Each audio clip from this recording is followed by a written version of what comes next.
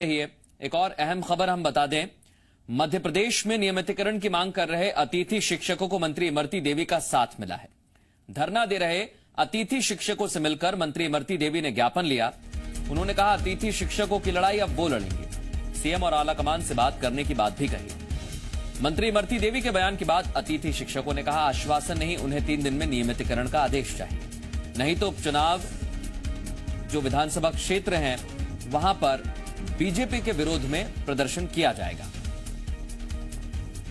नहीं, हम आश्वासन पर विश्वास नहीं करेंगे। आप देखिए, बाजू में हमारा रथ खड़ा है। अगर 3 दिन आचार संहिता लगने के 3 दिन बचे हुए, अगर इस बीच में इन्होंने हमारी कैबिनेट की मीटिंग बुलाकर अतिथि शिक्षकों को नियमित नहीं किया तो हम 28 सीटों पे भारतीय जनता पार्टी को हराने का काम करेंगे, जो हमने 2018 के चुनाव में किया था। हम भारतीय जनता पार्टी को हराएंगे, किसी बात को हम नहीं मानेंगे जब तक हमें नियमित नहीं करेंगे, तब तक अतिथि शिक्षकों को। तो हमारे सम्मानीय हमारे भाई अतिथि शिक्षकों को भी होना चाहिए।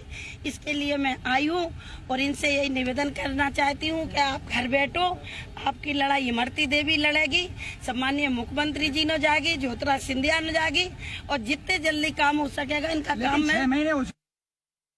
रुख करते हैं, शैलेंद्र हमारे साथ लगातार बने हुए हैं। शैलेंद्र, जब एक बयान पर मंत्री इमरती देवी पलट सकती हैं, यू टर्न ले सकती हैं, तो फिर अतिथि शिक्षक भी यही कह रहे हैं कि हमें बयान से कोई मतलब नहीं, आप तो लिखित में आदेश लाइए। देखिए, बिल्कुल मृदुल, जिस तरीके से मध्य प्रदेश में 2018 के चुनाव हुए थे, उस समय भी चाहे अतिथि शिक्षकों की बात करें, अति विद्वानों की बात करें, या जो लोग 2018 में पात्रता परीक्षा पास कर चुके थे, वो लोग लगातार सरकार से अपने नियमितीकरण की मांग कर रहे थे। लेकिन जब बीजेपी ने उनके नियमितीकरण की मांग नहीं सुनी और उन्होंने विरोध किया, और उसके बाद जो कांग्रेस की सरकार आई थी, उससे उन्हें बड़ी आशाएं थी। लेकिन जिस तरीके से कांग्रेस की सरकार गिर गई और अब उपचुनाव होने हैं, और ये सारे शिक्षक जो हैं वो ये भली भांति जानते हैं कि यही वो मौका है जब अपनी मांगे जो हैं वो पूरी कराई जा सकती है। एक बार इलेक्शन हो गए तो जिस तरीके से लंबे समय से वो लगातार मांगे करते आ रहे हैं, वैसे ही मांगे करते रहेंगे, लेकिन आश्वासन के सिवा उनको कुछ नहीं मिलेगा। यही कारण है कि आज जब वो धरने पर थे फूलबाग मैदान पर, तो मध्य प्रदेश की महिला बाल विकास मंत्री इमरती देवी उनके बीच पहुंची और उनके बीच कहा कि उनकी लड़ाई वो खुद लड़ेंगी और मुख्यमंत्री से और जो तमाम आला कमान के नेता हैं उनसे बात करेंगी और जल्द से जल्द उनकी मांगे पूरी कराने की बात कहेंगी।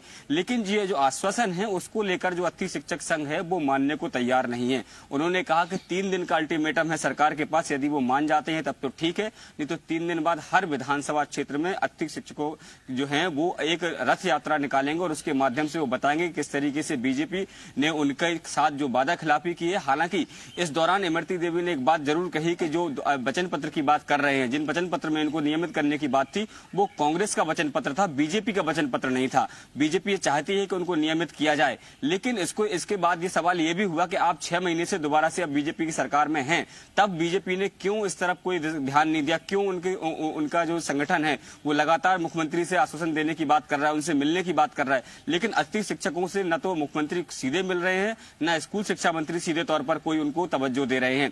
तो ऐसे में अतिथि शिक्षकों का साफ कहना है 70,000 की संख्या में वो लोग हैं, और उसके अलावा उनका धरना जस का तस बना हुआ है, तेवर जस के तस बने हुए हैं।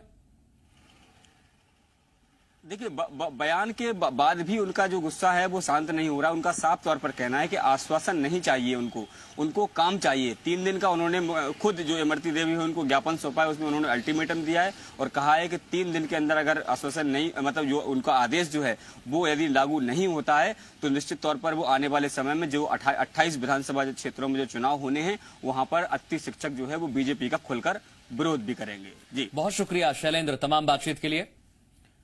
आगे बढ़ेंगे, बता दें मध्य प्रदेश में 40%